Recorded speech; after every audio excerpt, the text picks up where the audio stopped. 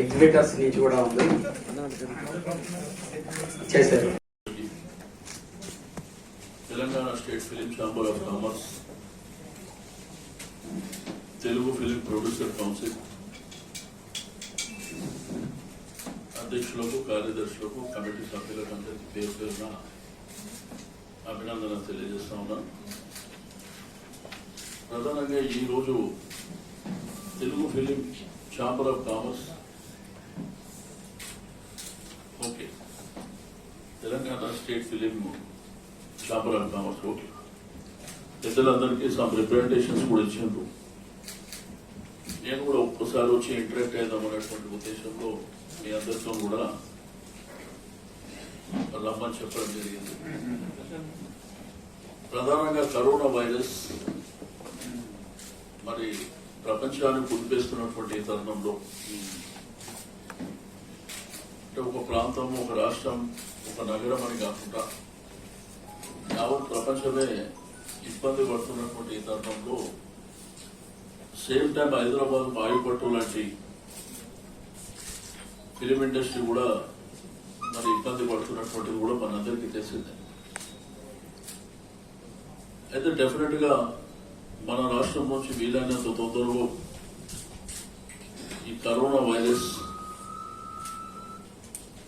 మరి వెళ్లిపోవడానికి తీసుకోవాల్సినటువంటి జాగ్రత్తలు మీరందరూ రెగ్యులర్ గా చూస్తున్నారు. ఏ ప్రికాషన్స్ తీసుకున్నాం, మరి ప్రభుత్వం, ముఖ్యమంత్రి గారు ఎంత సీరియస్ గా ఉన్నారో కూడా మనందరం చూస్తున్నది.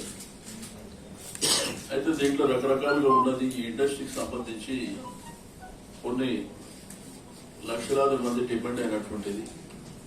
ఒక ఇండస్ట్రీని కాకుండా దీని మీద డైరెక్ట్ గా, ఇండైరెక్ట్ గా ఎంప్లాయ్మెంట్, సెల్ఫ్ ఎంప్లాయ్మెంట్ పొందుతున్నటువంటి వాళ్ళు. ఒక ఇండస్ట్రీ వలన ఈ రోజు థియేటర్ కానివ్వండి, రాష్ట్ర వ్యాప్తంగా ఉన్నటువంటి థియేటర్స్ కానివ్వండి, మన అందులో పనిచేస్తున్నటువంటి ప్రతి ఒక్కరికి కూడా డైరెక్ట్ గా ఇబ్బంది జరగడం.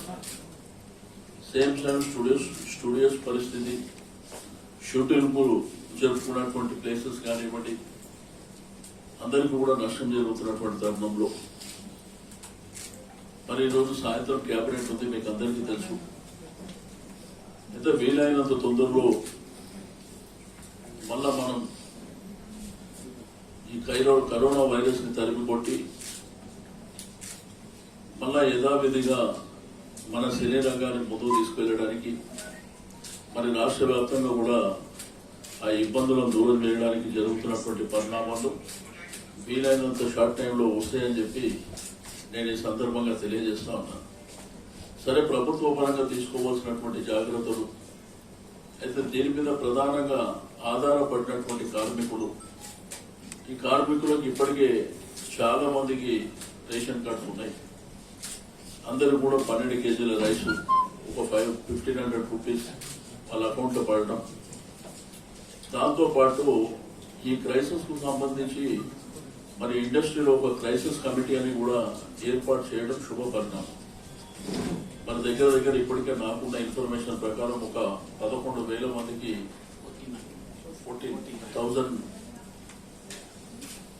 14,000 మందికి సహకారం అందించినటువంటిది. గ్రాసరీ కావచ్చు, మరి వాళ్ళకు కావాల్సినటువంటి అంటే వాళ్లకు భోజనానికి ఇబ్బంది లేకుండా తీసుకోవాల్సినటువంటి జాగ్రత్తలు తీసుకోవడం. అయితే ఇండస్ట్రీ ఎప్పుడైనా కానీ ఏ క్రైసిస్ ఉన్నా కానీ ముందుకు వచ్చి మరి సహకరిస్తున్నటువంటి విషయం కూడా మనందరికీ తెలిసిందే. అయితే డెఫినెట్ గా రాబో కాలంలో ఇప్పటికే ఇండస్ట్రీ కావాల్సినటువంటి కొన్ని ప్లానింగ్స్ ఆల్రెడీ జరిగినాయి. దాంట్లో చిరంజీవి గారు నాగార్జున గారితో దగ్గర దగ్గర ఒక 3 సిట్టింగ్స్ కూడా జరిగినాయి, మీకు అందరికీ కూడా తెలుసు. అయితే ఒక పాలసీ కూడా ప్రభుత్వం అనౌన్స్ చేయబోతుంది. అవి కూడా ఆ మీటింగ్లు కూడా ముఖ్యమంత్రి గారు ఇచ్చినటువంటి డైరెక్షన్ ప్రకారమే జరిగినాయి.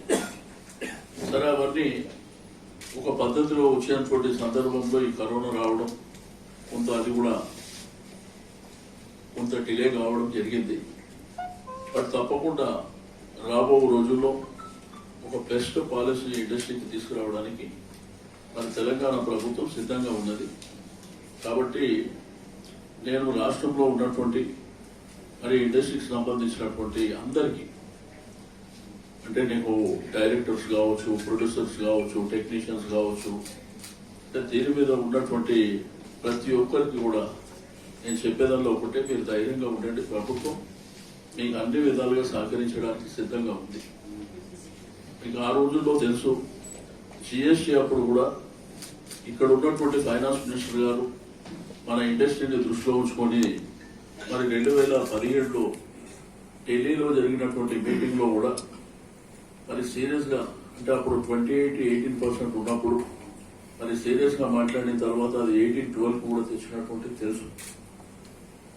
కాబట్టి ఇండస్ట్రీకి సంబంధించి సరే, నాకు కూడా సినిమా రంగానికి నాకు ఒక అనుబంధం ఉన్నది మొదటి నుంచి. నేను ఒక మంత్రిగానే కాకుండా చాలా మంది ఫ్రెండ్స్ ఉన్నారు కాబట్టి మరి ఇక్కడ ఉన్నటువంటి మంచి చెడుల విషయంలో అన్ని విషయాలు తెలుసు. కాబట్టి తప్పకుండా ఇండస్ట్రీకి సంబంధించి ఈ కరోనా వైరస్, ఈ లాక్డౌన్ ఎత్తివేసిన తర్వాత మళ్ళా తిరిగి అందరం ఒకసారి కూర్చొని ఏం చేస్తే బాగుంటుందో మరి వీరందరితో కూడా మాట్లాడి అవన్నీ కూడా మరి ప్రభుత్వం ముఖ్యమంత్రి గారి దృష్టికి తీసుకెళ్లి ఏ సాధ్యాలను పరిశీలన చేసి ఎంతవరకు చేయాలో తప్పకుండా చేస్తామని చెప్పి నేను ఈ సందర్భంగా తెలియజేస్తూ, మీరు ఎవరైనా మాట్లాడే క్వశ్చన్స్ వచ్చే వాళ్ళు మీరు అడగొచ్చు, తప్పకుండా చెప్పు. సినిమా రంగంలో అన్ని రంగాలు దెబ్బతిన్నా కానీ అతి ఎక్కువగా దెబ్బతినబోతోంది Telugu cinema industry. Telugu cinema industry అంటే ఫిల్మ్ ఇండస్ట్రీ అని అంటున్నారు.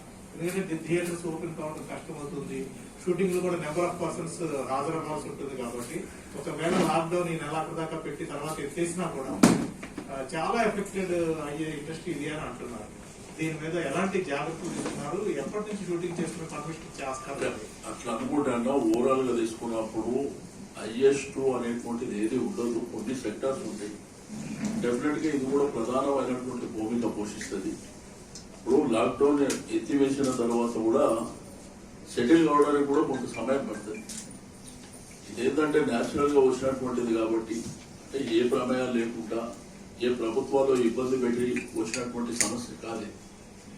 డెఫినెట్ గా లాక్డౌన్ తర్వాత షూటింగ్స్ విషయంలో కానీ లేకపోతే తిరిగి మళ్ళా మనకి యథావిధి స్థానం తీసుకురావడానికి అందరి సహకారం తీసుకొని తప్పకుండా ప్రభుత్వం పనిచేస్తుంది. ఈ లాక్డౌన్ అయిపోయిన తర్వాత నేను ఇండస్ట్రీ పెద్దలతో ఒక మీటింగ్ ఏర్పాటు చేస్తా, వాళ్ళ సజెషన్ ప్రకారమే జరుగుతుంది. ఎందుకంటే కొంత డిస్టెన్స్ మెయింటైన్ చేయమంటారు కాబట్టి అవన్నీ సాధ్యాలను పరిశీలన చేసి తప్పకుండా ఇండస్ట్రీ పెద్దల సహకారం వాళ్ళ సజెషన్ ప్రకారమే ముందుకెళ్తాం. ఇప్పుడు నార్మల్ గా ఈ బ్యాంక్ లోన్స్ కి 3 months మాటరీ మనీ లెటర్ ఇచ్చారు కదా sir. But as far as the present situation is concern, cinema industry will be the most affected of all the segments in the country and in the world. కానీ దీనికి ప్రత్యేకంగా power tariff లో కానీ లేకపోతే otherwise taxes లో కానీ ఈ moratorium ఎప్పుడు లాక్డౌన్ ఎత్తి ఎప్పుడు ఫంక్షన్ లోకి ఇండస్ట్రీ వస్తుందో అంతవరకు ఈ మారిటోరియం కనుక కంటిన్యూ చేసే అవకాశం అలాంటి వాటికి గవర్నమెంట్ ఏమైనా ప్రోయాక్టివ్ గా ప్లాన్ చేస్తున్నారు? పవర్ తారీఫ్ అనేదేమో ఆల్రెడీ డిస్కషన్ లో ఉంది. ఒకటి ఇది గతంలో మాట్లాడుకున్న దాంట్లో కూడా ఉంది. తప్పకుండా అది కూడా సాధ్యాలను పరిశీలన చేస్తున్నాం. ఒకటి. రెండోది మారిటోరియం విషయంలో అంటే మనకి ఇచ్చినటువంటి రిప్రజెంటేషన్ లో ఏమేమి ఉన్నాయి ఇంకా నేను ఇప్పుడే మీ ముందే ఇచ్చారు కాబట్టి తప్పకుండా అవి స్టడీ చేసిన తర్వాత బ్యాంక్ లోన్స్ ఎవరెవరు వెళ్ళిందో మనకు ఐడియా కూడా లేదు. ఆ డీటెయిల్స్ కూడా తీసుకొని డెఫినెట్ గా గవర్నమెంట్ ఆ బ్యాంకర్స్ తో మాట్లాడి ఎట్లా పుష్ చేయాలో చేస్తాం. Sir before corona after corona లాగా పరిస్థితి ఉత్పన్నమైన పరిస్థితులు మీరు అడ్రస్ చేయబోయేటువంటి తొలి సమస్య ఏమిటి చిత్ర పరిశ్రమకు సంబంధించిన ఇది షూటింగ్స్ పరిష్కారమా ఏంటి what is the first priority? మనకేంటంటే ఇండస్ట్రీ అనేది తెలుగు రాష్ట్రాల్లో కూడా హైదరాబాద్ బేసికల్ గా ఒక మంచి ప్లాట్ఫామ్ ఇది.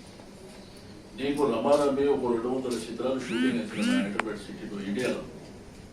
రెండోది నీకు ఈ టీవీ షూటింగ్స్ కూడా ఒక 100 వరకు అవి కూడా జరుగుతున్నాయి. అయితే దీంట్లో క్లైమేట్ కానీ హాస్పిటాలిటీ కానీ మనకు ఉన్నటువంటి కనెక్టివిటీ కానీ ఒక బ్రహ్మాండమైనటువంటి ప్లేసెస్ కానీ హైదరాబాద్ సెటిల్ అయిపోయింది. అయితే దీనికి కావాల్సినటువంటి ఇప్పుడు గతంలో చాలా మంది వచ్చిండ్రు పోయిండ్రు చాలా చెప్పిండ్రు. అయితే మా ముఖ్యమంత్రి గారు ఏం చెప్పారంటే రియాలిటీ ఉండాలి. ఇండస్ట్రీ కూడా 2 రాష్ట్రాలు అయిన తర్వాత బ్రహ్మాండంగా అందరు సక్సెస్ఫుల్ గా ముందుకెళ్తుంది. ఇక్కడ ఏ ఆటంకాలు ఏ ఇబ్బందులు లేకుండా అందరు హ్యాపీగా ఉన్నారు. నేను మొదటి నుంచి చెప్తుంది ఏంది, చలనచిత్ర పరిశ్రమకు కులాలు ప్రాంతాలు ఉండవు, అందరూ సమానమే అన్నటువంటి భావనతో ముందుకెళ్తుంది. అయితే ఇప్పటికే సింగిల్ విండో మీకు అన్ని సింగిల్ విండో అన్ని డిపార్ట్మెంట్స్ ఒక అంబ్రెలా కింద తీసుకొచ్చి రకరకాలుగా గతంలో ఇబ్బందులు ఉన్నాయి, ఆ ఇబ్బందులను దూరం చేయడానికి అవన్నీ మన మాట్లాడుకున్నటువంటి దాంట్లో. అదేవిధంగా మీకు ఆన్లైన్ టికెటింగ్ ఒకటి ప్రధానమైనటువంటి. అయితే ఇట్లా మొన్న చిరంజీవి గారు నాగార్జున గారు రెండోది వాళ్ళు కూడా అందరితో మాట్లాడుకున్న తర్వాత కొన్ని అంశాలు తీసుకొచ్చారు. ఏ విధంగా భవిష్యత్తులో ఇండస్ట్రీని మనం ప్రమోట్ చేసుకోవాలి. రెండోది కొన్ని మన తెలుగు ఫిలిం ప్రొడ్యూసర్ కౌన్సిల్ కానీ, Telugu film chamber of commerce కానీ, Telangana state film chamber of commerce కానీ అన్నీ కూడా ఒక అంబ్రెలా కింద రావడానికి ఒక సైట్ కూడా కావాలనేటువంటి దాంట్లో ఒక ప్రపోజల్. అన్నీ కూడా బిల్డింగ్స్ దాంట్లోనే వస్తాయండి. తప్పకుండా ఇవన్నీ ఏంటంటే కరోనా బిఫోరే మాట్లాడుకున్నటువంటి అంశం. తప్పకుండా ముఖ్యమంత్రి గారి ద్వారా కూర్చున్నప్పుడు నేనే కాకుండా ఇద్దరం కూడా రమ్మని చెప్పినాం. ఆ రోజు మాట్లాడిన తర్వాత ఈ పాలసీలో భాగంగా ఇప్పుడు ఈ కరోనా ఎఫెక్టెడ్ కూడా దాంట్లో వస్తుంది. Please like, follow and subscribe. Please subscribe. Please subscribe. Please subscribe. Please subscribe. Subscribe Please subscribe Please subscribe Film Jalsa. to Film Jalsa. Film Jalsa. To Film Jalsa. Film Jalsa. Film Jalsa. Film Jalsa channel. To Film Jalsa.